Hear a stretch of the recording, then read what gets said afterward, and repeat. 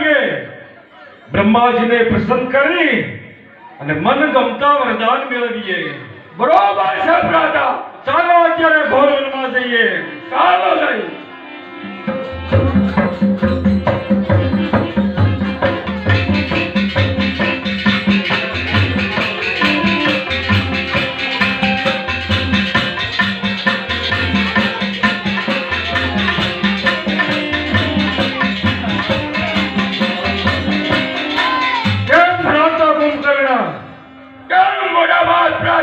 કેમ ભ્રાતા વિભીષણ?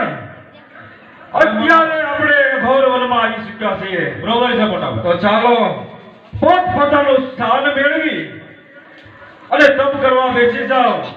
જ્યાં સુધી બ્રહ્માંડ નો ડોલાવીએ ત્યાં સુધી તપનો